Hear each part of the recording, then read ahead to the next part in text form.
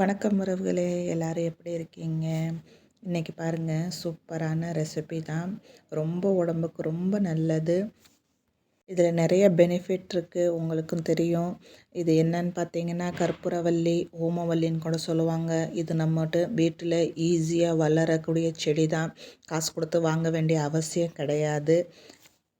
இதை மருந்தாக மட்டும்தான் யூஸ் பண்ணணும்னு இல்லை, இந்த மாதிரியும் நீங்கள் செஞ்சு சாப்பிடுங்க. அதே அளவுக்கு பெனிஃபிட் இருக்கும். மருந்து சாப்பிட்டா தான் நல்லது அப்படின்னு இல்லாமல், இந்த மாதிரி மாதத்துக்கு ஒருக்கா, வாரத்துக்கு ஒருக்கா, இல்லை 2 நாளுக்கு ஒருக்கா உங்களுக்கு எப்படி கிடைக்குதோ அந்த மாதிரி இதை மாதிரி செஞ்சு சாப்பிட்டு பாருங்கள். அந்த மாதிரி நோயே வராமல் தடுத்துரும். நோய் வந்தால் தான் சாப்பிடணும்னு அவசியம் இல்லாமல், இந்த மாதிரி சாப்பாட்டாக நீங்கள் சாப்பிட்டீங்கன்னா இது நோய் வரக்கு முன்னாடியே நம்ம தடுத்துடலாம்.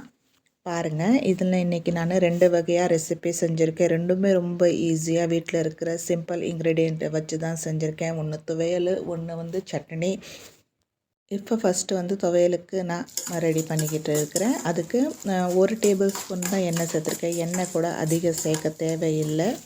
நீங்கள் தாராளமாக 10 பேர் வச்சு சாப்பிட்ற அளவுக்கு இருக்கிற துவையல் தான். அந்த அளவுக்கு நான் செஞ்சுருக்கேன் இன்றைக்கி. அதுக்கு 1 டேபிள் ஸ்பூன் எண்ணெயில் 2 ஸ்பூனு உளுந்து சேர்த்துருக்கிறேன், 2 ஸ்பூனு பாசிப்பருப்பு சேர்த்துருக்கேன். ரெண்டையும் ஒரே 1 நிமிஷத்துக்கு நல்ல எண்ணெயில் வதக்கிக்கிட்டு, ரொம்ப கறக்கணும்னு அவசியம் கிடையாது, வறுக்கணும்னு அவசியம் கிடையாது. சும்மா 2 நிமிஷத்துக்கு நல்ல எண்ணெயில் இது பண்ணதுக்கப்புறம் ஒரு 10 பல் பூண்டு போட்டிருக்கேன். அதுக்கப்புறம் ஒரு கைப்பிடி தேங்காயை இந்த மாதிரி நறுக்கி சேர்த்துருக்கேன். நீங்கள் உதிரியாக சேர்க்குறதா இருந்தாலும் 1/2 கப்பு அளவுக்கு சேர்த்துக்கலாம். நான் சில்லுசெல்லாம் வெட்டி சேர்த்துருக்கேன் ஒரு கைப்பிடி. அதுக்கப்புறம் 4-5 வரமிளகா சேர்த்துருக்கிறேன். இந்த வரமிளகா கலரும் கொடுக்கும், நல்லா உரப்பாகவும் இருக்கும். அதனால் 4-5 சேர்த்துருக்கேன். நீங்கள் உங்களுக்கு உரப்புக்கு ஏற்றாப்புல சேர்த்துக்கோங்க. இதை கொஞ்சம் நல்லா கலர் சேஞ்ச் ஆகிற அளவுக்கு வதக்கிக்கலாம் நம்ம.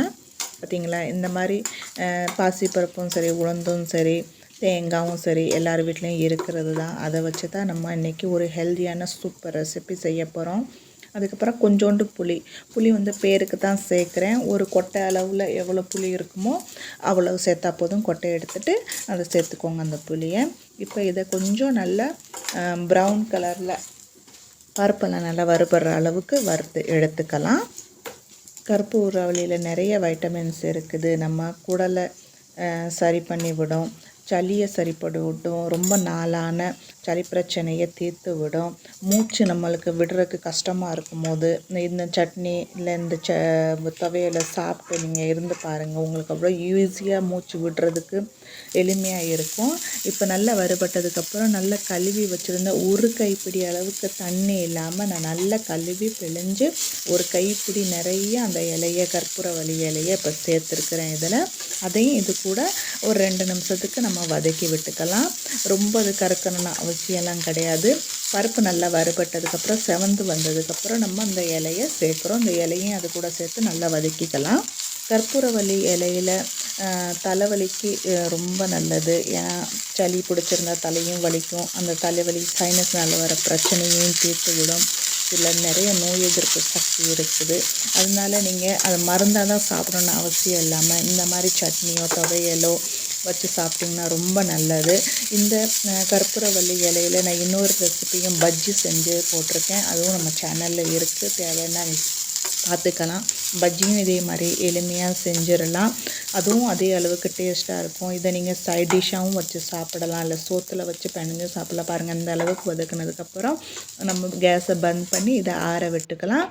ஆறினதுக்கப்புறம் நம்ம மிக்ஸி ஜாரில் போட்டு அரைச்சிக்கலாம். மிக்ஸி ஜாரில் தண்ணி சேர்க்காதீங்க. இந்த இலையில் எவ்வளோ தண்ணி இருக்கோ அதுவே பர்ஃபெக்டாக இருக்கும், நல்லா அரைஞ்சிரும்.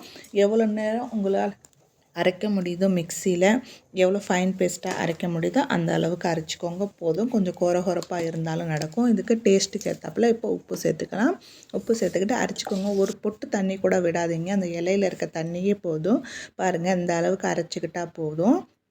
இதை நீங்கள் சாப்பாட்டில் பெனஞ்சு சாப்பிட்லாம், இல்லை ரசம் சாதம், சாம்பார் சாதத்துக்கு தொட்டுக்கிட்டும் சாப்பிடலாம். அவ்வளோ டேஸ்ட்டாக இருக்கும். ரொம்ப நல்லது உடம்புக்கு. ஸ்பெஷலாக மூச்செல்லாம் விட முடியாமல் கொஞ்சம் தவிப்பாங்க பார்த்தீங்களா, அந்த நேரத்தில் இந்த மாதிரி செஞ்சு கொடுத்து பாருங்கள். வாய்க்கும் டேஸ்ட்டாக இருக்கும், உடம்புக்கும் ரொம்ப நல்லது. அது மட்டும் இல்லாமல் இது செஞ்சுக்கிட்டு இருக்கும்போது வீடு ஃபுல்லாக கம கமன்னு அப்படியே மணக்கும் பாருங்கள். கண்டிப்பாக உங்களுக்கு இந்த ரெசிபி பிடிக்கும். வாங்க நம்ம அடுத்த ரெசிபி பார்ப்போம். அடுத்த ரெசிபி இதே மாதிரி சட்னி தான். இந்த சட்னியை நீங்கள் இட்லி, தோசை, பூரி, ரொட்டிக்கு, சப்பாத்திக்கு எல்லாத்துக்குமே தொட்டுக்கலாம். சூப்பராக இருக்கும். கடுகு பொரிஞ்சதுக்கப்புறம் 1 டேபிள் ஸ்பூன் தான் எண்ணெய் சேர்த்துருக்கேன். அதில் 1 ஸ்பூன் கடுகு போட்டிருக்கேன். கடுகு பொரிஞ்சோன்னே வெங்காயமும் பூண்டும் சேர்த்துருக்கிறேன். இதை வதக்கணும்னு அவசியம் கிடையாது, ஒன்றாவே எல்லாத்தையும் சேர்த்து வதக்கிக்கலாம். ஒரு வெங்காயம் போட்டிருக்கேன், 4-5 பல் பூண்டு போட்டிருக்கேன். அதிலே 2 வரமிளகா சேர்த்துருக்கேன் காரத்துக்கு ஏற்றாப்புல. ஒரு நல்ல பழுத்த தக்காளியாக கட் பண்ணி சேர்த்துருக்கிறேன். இதை கொஞ்சம் நல்லா வதக்கிக்கோங்க. லைட்டாக அந்த தக்காளியில் நல்லா மசிஞ்ச அளவுக்கு வதக்கிக்கலாம். நம்ம இது நார்மலாகவே சட்னி பண்ணோம் பார்த்தீங்களா, புதினா சட்னி, அந்த மாதிரி தான். அந்த புதினா கொத்தமல்லி சேர்க்காம நம்ம இதில் கற்பூரவள்ளி இலையை சேர்த்து பண்ண போகிறோம். இந்த சட்னியும் சரி, துவையலும் சரி, நீங்கள் செஞ்சுக்கிட்டு இருக்கும் போதே அப்படியே கமகமான நல்லா மணக்கும். இதில் நான் இப்போ உப்பு சேர்த்துருக்கிறேன். உப்பு போட்டுக்கிட்டிங்கன்னா சீக்கிரம் வதங்கிடும். அதனால் உப்பு சேர்த்து வதக்கிக்கோங்க. இது 2 நிமிஷம் 5 நிமிஷம் கூட ஆகாது. 2 ரெசிபியும் சரி ரொம்ப ஈஸியாக வீட்டில் இருக்க பொருள்களை வச்சு செஞ்சிடலாம். அதே அளவுக்கு ஹெல்த்தியாகவும் டேஸ்ட்டாகவும் இருக்கும். உங்கள் வீடு மட்டும் இல்லாமல் பக்கத்து வீடு, தெரு வரைக்கும் அவ்வளோ கமகமான மணக்கும். கற்பூரவள்ளியில் அவ்வளோ ஒரு மனம் இருக்குது. இது ஜீரணத்துக்கு ரொம்ப நல்லது, சளிக்கு ரொம்ப நல்லது. கண்டிப்பாக ஒருக்கா செஞ்சு பாருங்கள். நல்லா தக்காளி நல்லா மசிஞ்சு வந்ததுக்கப்புறம் நம்ம அந்த இலையை சேர்த்துக்கலாம். இதுலேயும் தண்ணி எதுவும் இல்லாமல் இலையை நல்லா கழுவி பிழிஞ்சு இந்த மாதிரி சேர்த்து இலையும் லைட்டாக வதங்கினதுக்கப்புறம் வதங்குற வரைக்கும் வதக்கிக்கோங்க. இதில் ரொம்ப இலை வதங்காத மாதிரி தான் தெரியும். கொஞ்சம் உணங்கி வந்துன்னு உங்களுக்கே தெரியும். இந்த மாதிரி தான் லைட்டாக வதக்கப்படுவது. நல்லா தக்காளி மட்டும் நல்லா மசிகிற அளவுக்கு வதக்கிக்கோங்க. இந்த இலையும் அதோடு சேர்த்து வதக்கும் போது எல்லாமே கரெக்டாக இந்த மாதிரி நல்லா வதங்கி வந்துடும். இந்த அளவுக்கு வதக்கினா போதும்.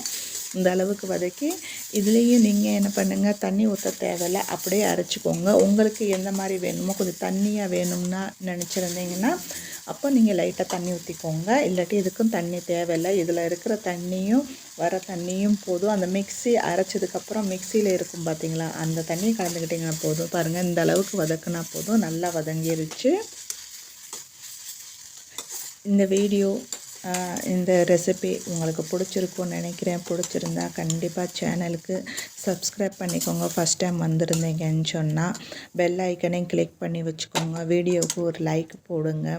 இது ரெண்டுமே நம்ம வீட்டில் இருக்கிற சிம்பிள் இன்க்ரீடியன்ஸை வச்சு ஈஸியான ரெசிபிங்க தான். அதே அளவுக்கு டேஸ்ட்டாகவும் உடம்புக்கு ரொம்ப நல்லது. கண்டிப்பாக ஒருக்கா செஞ்சு பாருங்கள், உங்கள் எல்லாருக்குமே ரொம்ப பிடிக்கும். வீடியோ பிடிச்சிருந்தா லைக் பண்ணுங்கள்.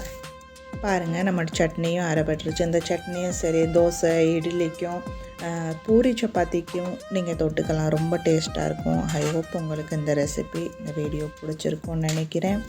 பஜ்ஜி ரெசிபியும் நம்ம சேனலில் இருக்குது, நீங்கள் விசிட் பண்ணி பாருங்கள். இவ்வளோ நேரம் வீடியோ பார்த்ததுக்கு ரொம்ப நன்றி. இதே மாதிரி ஈஸியான சிம்பிள் ரெசிபி கூட உங்களை நான் மீண்டும் சந்திப்பேன். பாய்.